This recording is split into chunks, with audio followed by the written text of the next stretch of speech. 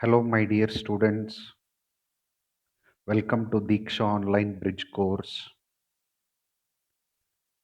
We are discussing physics subject and the continuation of previous topic, motion in 1D. Hope you are doing well. We'll continue today's session.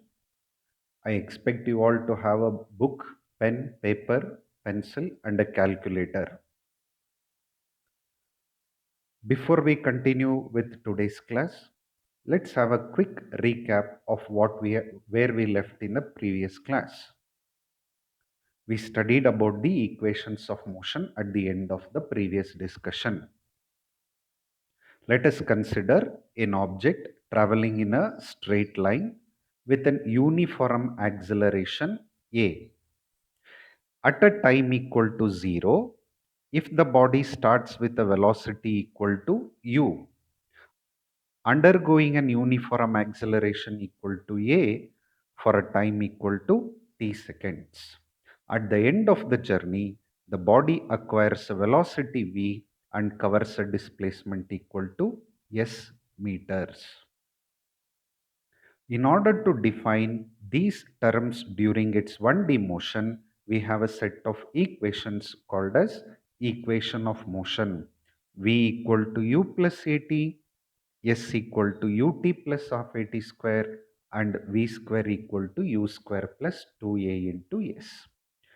During the motion of a body along this straight line, we have treated the acceleration to be uniform or constant. One of the example for uniform acceleration is acceleration due to gravity. Let us discuss the concepts related to acceleration due to gravity.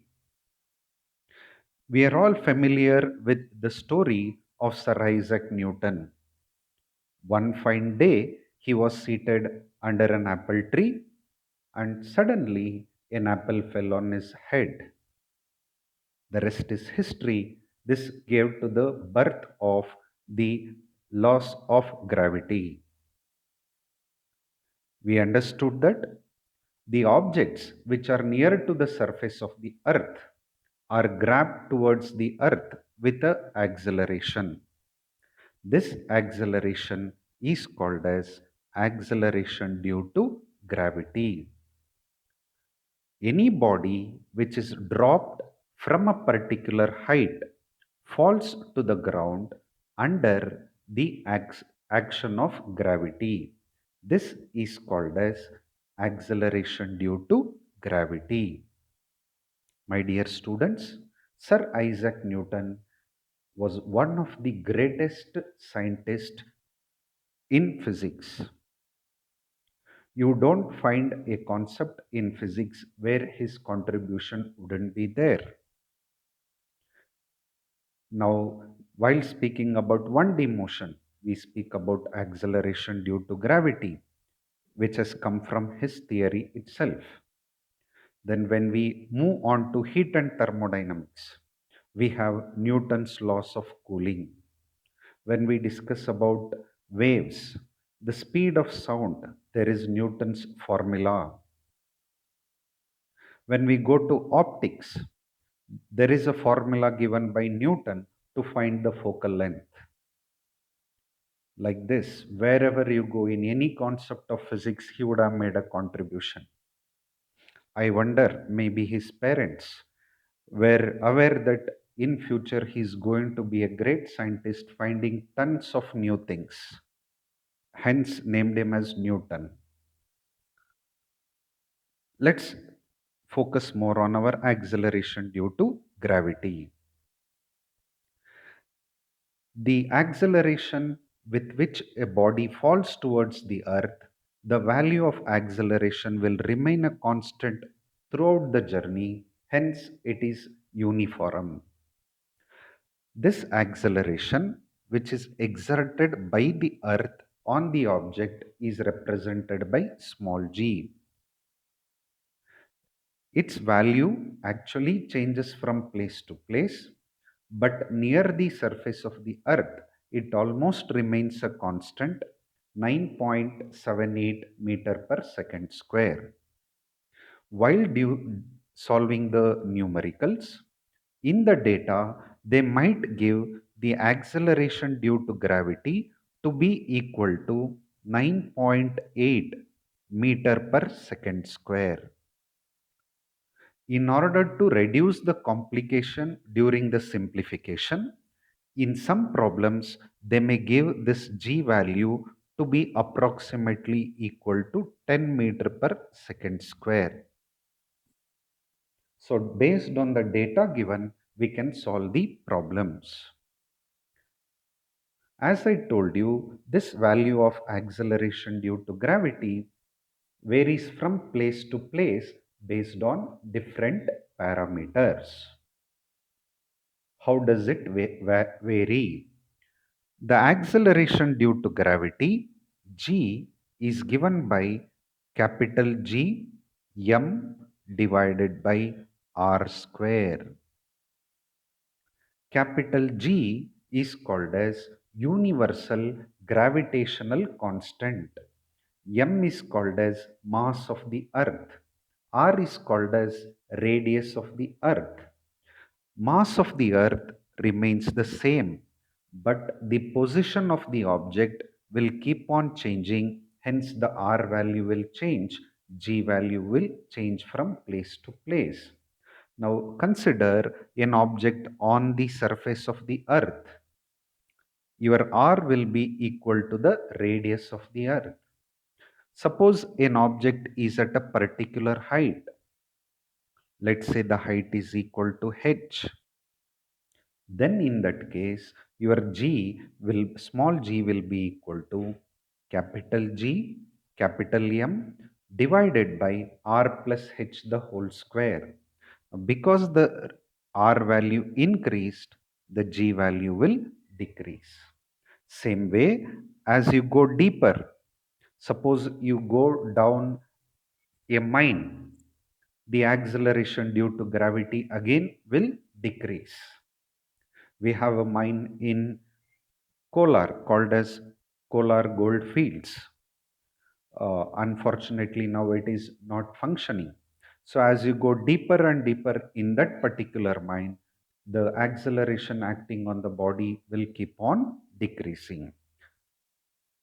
Now, in this diagram, if this is the surface of the earth, on the surface of the earth, acceleration will be equal to g.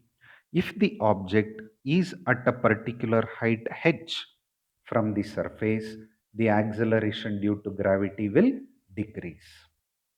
In the same way, if we go to a particular depth d, this is the surface of the earth.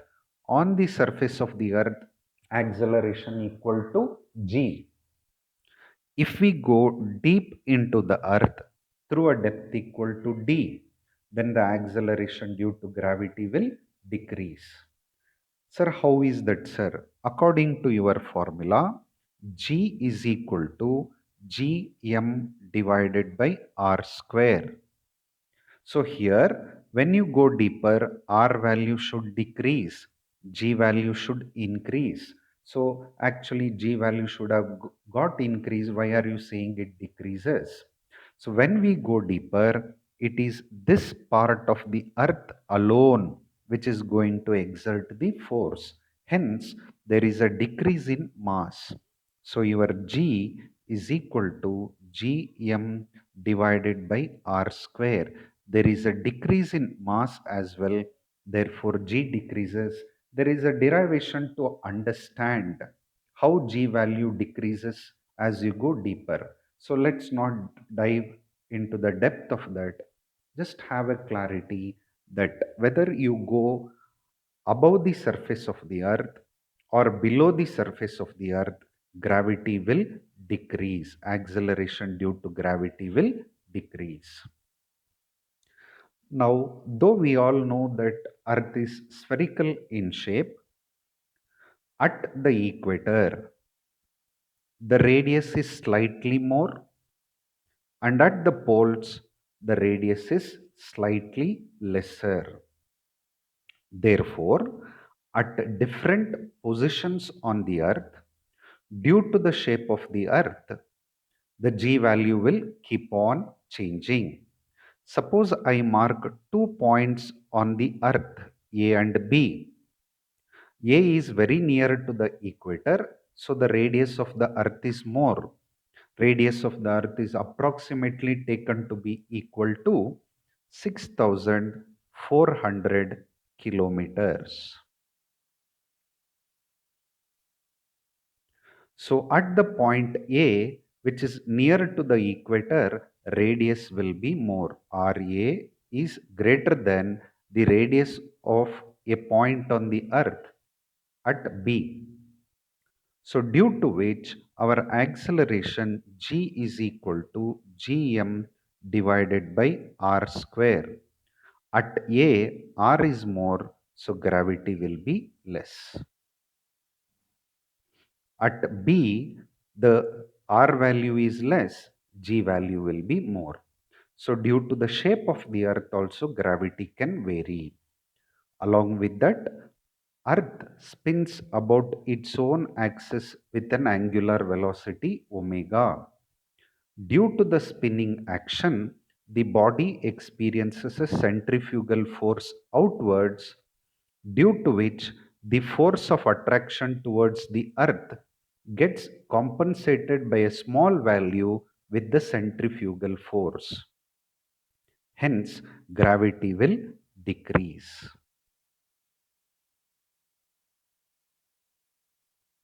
Now, let us look into the sign conventions.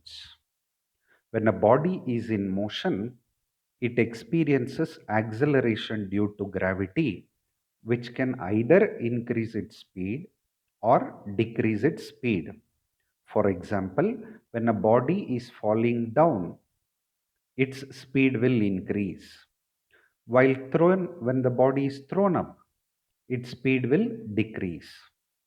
So, in one case, the acceleration due to gravity is increasing the velocity. In other case, it is acting like a deceleration and reducing the velocity. So how do I substitute the value of g? For a body falling freely, the velocity increases. So the body is undergoing acceleration. We take g to be positive. When a body is thrown up, the velocity of the body will decrease. That means the body is undergoing deceleration, hence we take the value of g to be negative. I repeat, for a body falling down, the velocity will keep on increasing. Hence, g value is taken positive. For a body thrown vertically upwards, the velocity will keep on decreasing. Hence, we take the value of g to be negative. What happens to the equations of motion? How do I use these equations of motion for a body moving under the influence of gravity? For any body thrown upwards, as I discussed, the acceleration should be taken as negative. In all the equations of motion, replace A with minus G. Mind you, you cannot go and change the sign in the formula. The signs in the formula will remain a constant. For the value that you are substituting, you can assign the sign to be positive or negative. So hence you get these equations. V equal to u plus minus g into t, v square equal to u square plus 2 into minus g into s equal to ut plus half minus g into t square. On the other hand, for a body falling down, g is taken positive in the equations of motion. Wherever you have a, replace it with plus g. So you get v is equal to u plus gt, v square equal to u square plus 2gs S equal to ut plus half gt square.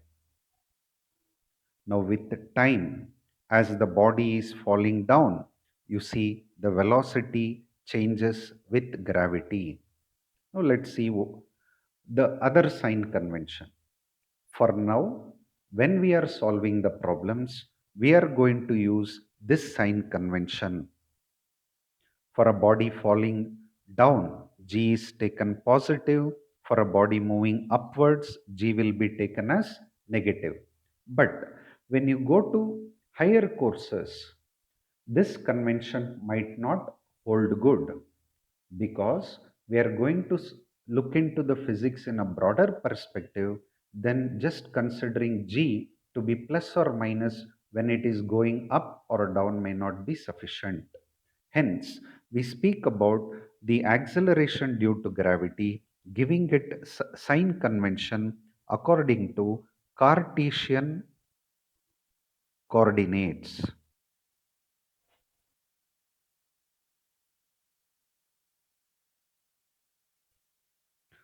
So, how do we assign the value of G based on the Cartesian sign convention?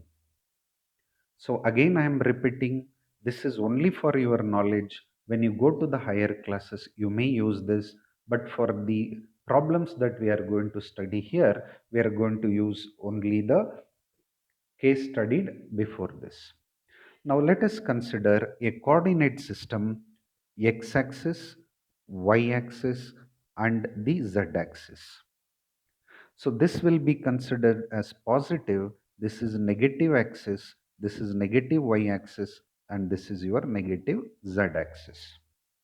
Now understand, when I am using the sign convention based on this coordinate system, anything that moves along the positive axis, that quantity is considered to be positive.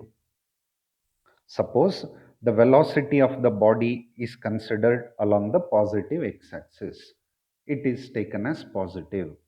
Whereas the body is traveling along the negative x-axis, the quantities in that particular direction will be assigned as negative. Now, coming to our acceleration due to gravity. The acceleration due to gravity for a body falling freely, you see, G is in this particular direction. Because G is acting along this direction, it will be along the negative y axis. Suppose I consider a body to be thrown vertically upwards. Its velocity will be positive. The gravity acceleration is acting along the downward direction. It will be taken as minus G. So, according to the sign convention from the Cartesian coordinate system, anything that goes vertically upwards, it is taken positive. Anything that comes vertically downwards will be taken as negative based on the coordinate system. This is how the Cartesian sign conventions work. So let us have a quick recap of what we studied in today's class. So we started our discussion based on acceleration due to gravity. Any body dropped from a height falls under the influence of a gravity with a constant acceleration. This constant acceleration is called as acceleration due to gravity. It is represented by G. Again, like any acceleration, its unit is meter per second square. It is a vector quantity. This value of G varies from place to place, but near the surface of the earth, the value is considered to be constant, approximately 9.8 meter per second square. Depending on the data given, some cases G can be treated to be 10 meter per second square. The G value is not a constant. It can vary with the height, it can vary with the depth. So actually we are not going to worry in this particular chapter how the value of g varies with height or depth, but we just took it for the sake of gaining some knowledge. The acceleration due to gravity decreases with height. The acceleration due to gravity decreases with depth due to the shape of the earth. At the poles, gravity is more. At the equator, the gravity is less. Again, due to the spinning action of the earth, there is a component which gets cancelled due to the centrifugal force acting on the body. The acceleration due to gravity will decrease. I have discussed this only to give you a knowledge that g is not a constant, it varies from place to place. Then, how do we assign the symbol for g to solve the problems? For any body which is falling vertically downwards, g is taken to be positive. For any body thrown vertically upwards, g is taken to be negative. This is a simple sign convention we follow as of now to solve the problems. The equations of motion get converted into these forms where you are going to replace A with minus G for a body thrown vertically upwards. For a body falling down under the influence of gravity, so A is replaced with plus G in the equations of motion. Suppose if we use Cartesian sign convention for any physical quantity which is in the positive y-axis, it will be taken plus. Any physical quantity that is increasing along the negative y-axis, it will be assigned a minus g sign. Now, if we look at the equation v equal to u plus at, suppose a body is dropped. When you drop a body, its initial velocity is equal to 0. Any body which is dropped from a particular height and moves only under the influence of gravity, then it is said to be a freely falling body. For a freely falling body, u value will be equal to 0. That means it is dropped and it will be moving only under the influence of gravity. Like for example, when you drop a feather and a stone will move only under the influence of gravity. It will move in a straight line. For it, you can describe the equations of motion by replacing A with G. Whereas for the feather, there will be a air resistance along with gravity. So hence it might not describe a straight line motion. You cannot use the equations of motion for its journey. You can try this experiment. Take a sheet of paper, drop it down. It doesn't fall straight. Due to the influence of gravity, it will slightly oscillate and fall down slowly. On the other hand, the same paper, when you crush it and drop, it will fall in a straight line. When the paper was wide open, area was more, it experienced air resistance. When you crush it, the air resistance will not contribute for its motion, it will fall only under the influence of gravity. When a body is falling freely, that is, u value is 0 and it is moving only under the influence of gravity, then after every 1 second, the velocity increases by 10 meter per second if you consider g to be equal to 10. After every 1 second, the velocity increases by 10 meter per second. At the end of 3 seconds, it would have gained a velocity equal to 30. At the end of 4 seconds, its velocity would have become equal to 40 and so on. In some problems, g might be given as 9.8. So the velocity becomes 9.8 meter per second after 1 second. 19.6, 29.4, 39.2 at the end of second. third, and the fourth second. If you look at the diagram neatly, the velocity is increasing approximately at 10 meter per second, but you see the distance covered during that 1 second keeps on increasing.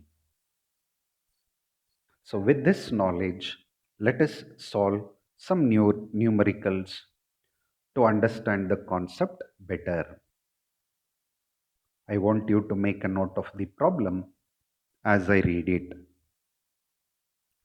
A motor boat starts from rest and accelerates at 3 meter per second square for a time of 8 seconds.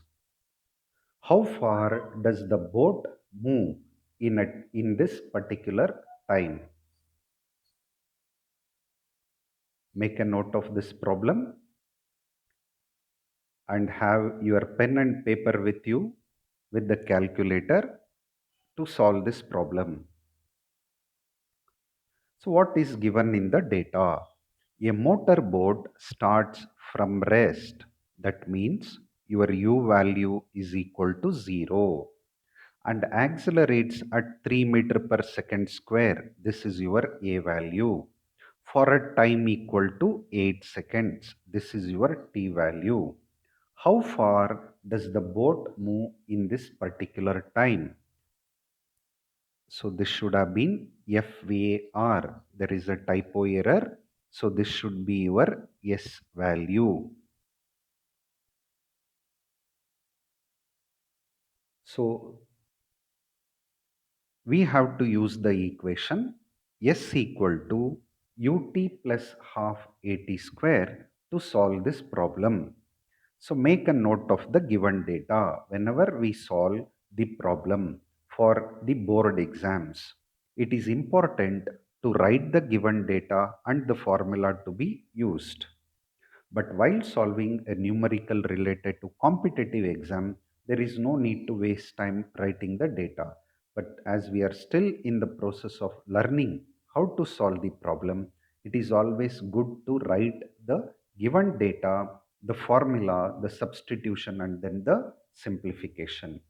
So, as I told you earlier, in the data, the body starts from rest, u equal to 0, undergoes an uniform acceleration for a time equal to 8 seconds.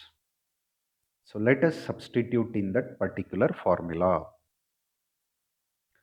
S equal to 0, 0 into t will be 0 plus half into 3. 3 is for acceleration into 8 square.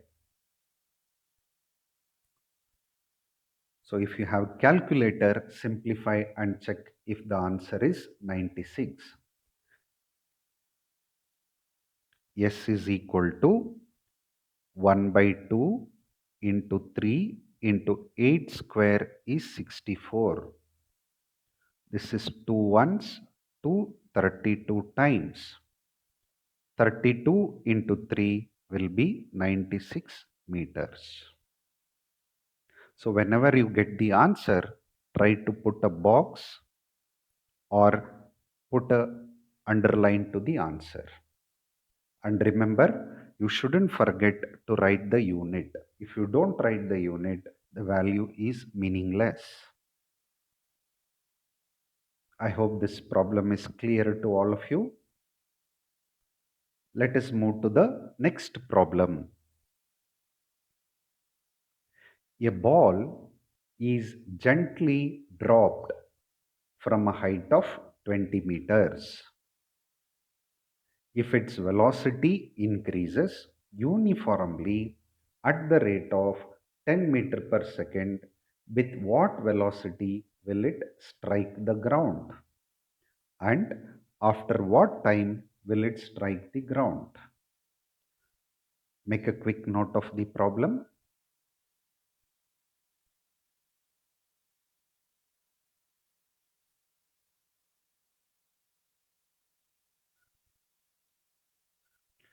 A ball is gently dropped.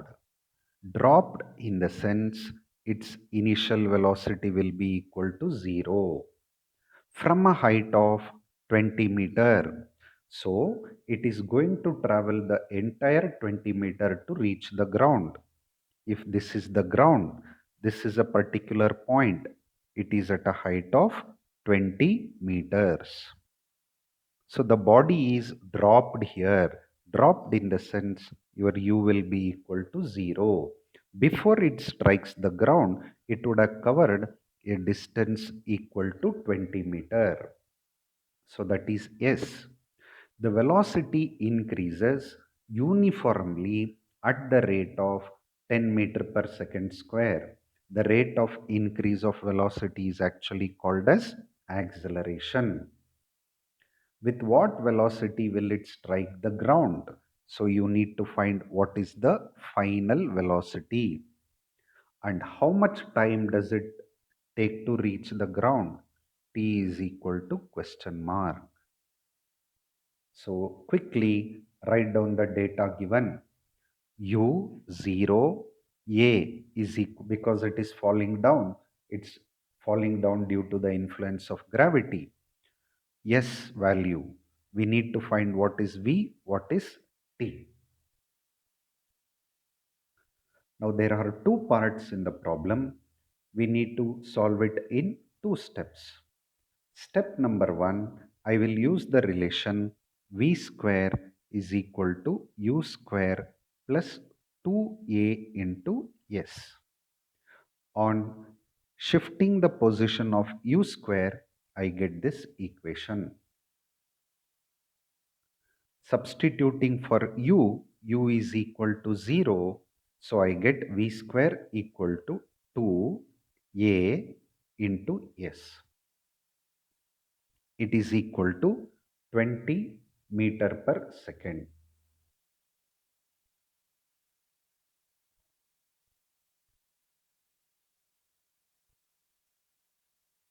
The next part, after how much time does it reach the ground?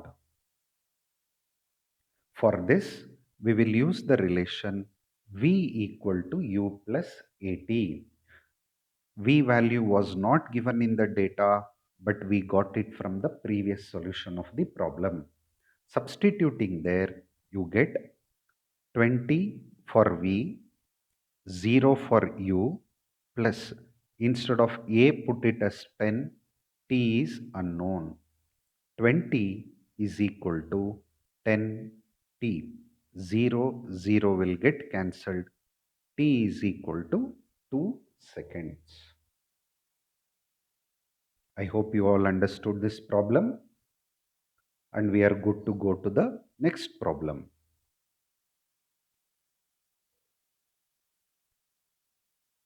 A stone is thrown vertically upwards with a speed of 20 meter per second. What is the maximum height attained by the stone? After what time will it strike the ground back?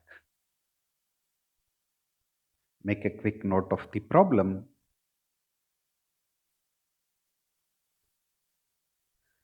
According to the problem, a stone is thrown vertically upwards with a speed of 20 meter per second. At the time of throwing, it has so much of velocity, it is initial velocity. What is the maximum height attained? S equal to H equal to question mark. And after what time will it strike the ground? What is the time taken? Now in the problem, they have not given me the value of g. Usually they should give us the value of g. If they have not given, you can assume it to be either 9.8 or 10 meter per second square. So let us write down the given data. So try to imagine a diagram to understand what the data is given in the problem. An object is thrown vertically upwards with an initial velocity. As it is moving upwards, the gravity is going to act in the downward direction.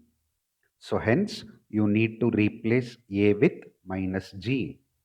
As it goes to a particular height, due to retardation, it comes to a stop. Final velocity will become equal to 0.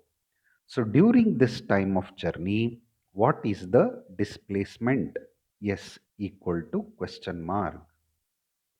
To go from the ground to here, the time taken equal to t. And again to come back, it will take another time equal to t. T plus t, what is the total time taken? So we will use the formula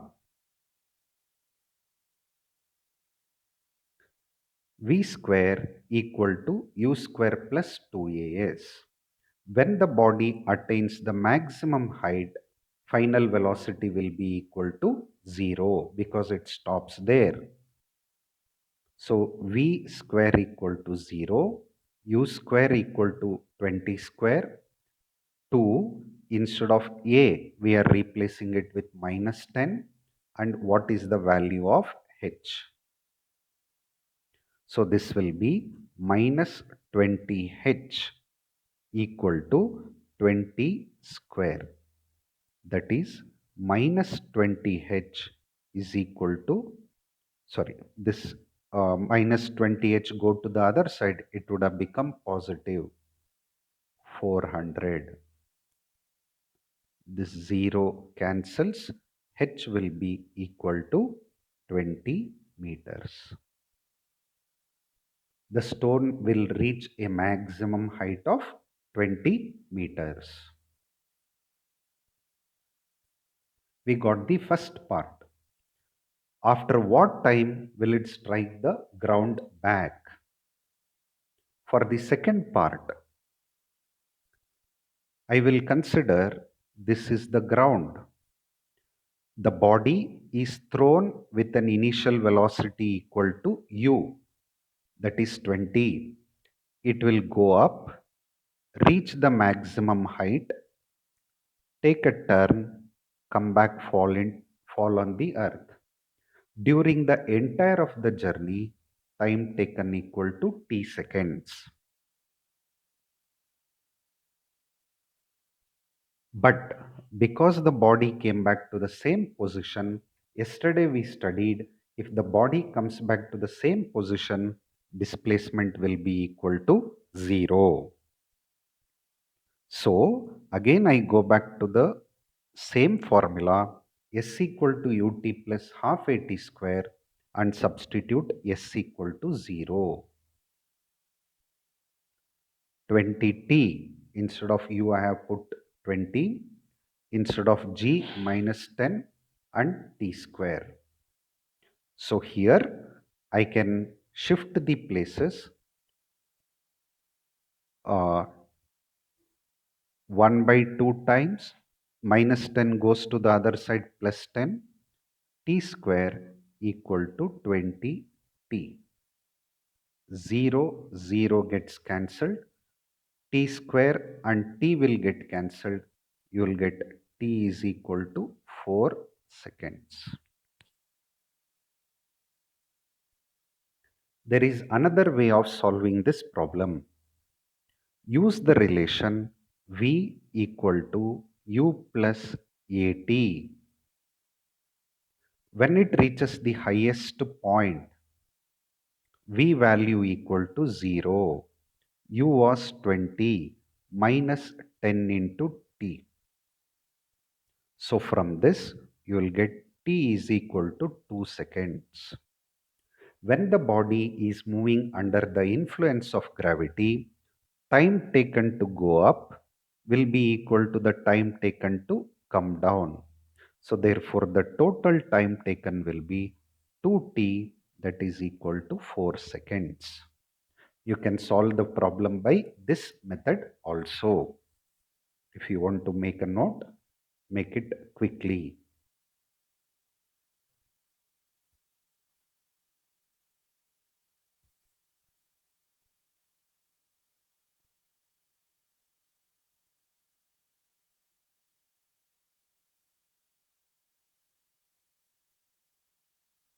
We move on to the next problem. A kangaroo is capable of jumping to a height of 2.62 meter. Determine the takeoff speed of the kangaroo. I repeat, a kangaroo is capable of jumping to a height of 2.62 meter. Determine the takeoff speed of kangaroo. If this is the ground, the kangaroo will jump to a maximum height of 2.62 meters. So when it attains the maximum height, it will come to rest. V will be equal to 0. You need to find what is the takeoff velocity. That is nothing but the initial velocity. So according to the data, the given data is final velocity equal to 0. The maximum displacement S is equal to H, that is 2.62 meter. Because the body is moving up, I can replace A with minus G, that is equal to minus 9.8 meter per second square. You are supposed to find what is the initial velocity. For this, I shall use the relation V square is equal to U square plus 2A into S.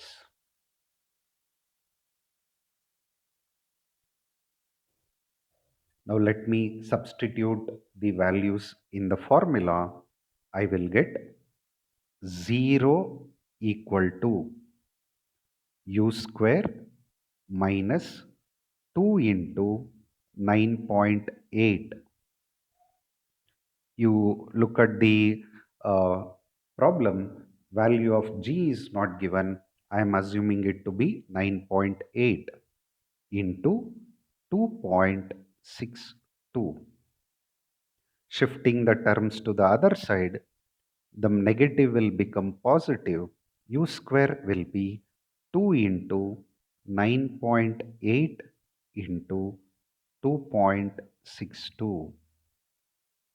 On simplifying, you get U square equal to 51.352 and U is equal to 7.17 meters approximately, meter per second approximately. This will be your answer.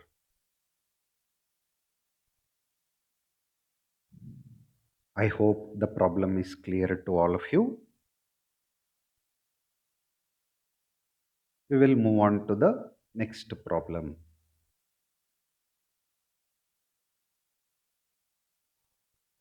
A stone is dropped into a deep well and is heard to hit the water after 3.41 seconds. Determine the depth of the well. So here in the problem, we are standing on the ground here. There is a well whose depth is equal to S. A stone is dropped in the sense U equal to 0. It will fall down under the influence of gravity and it is going to go and strike the ground. When it strikes the ground, a sound is produced and the sound is heard after a time equal to 3.41 seconds. This is your time. The body is dropped, so U equal to 0. You need to find what is the depth of the well. S equal to question mark. So here the given data is U equal to 0, A is equal to plus G. Again the value is not given. I will assume it to be equal to 9.8 meter per second square.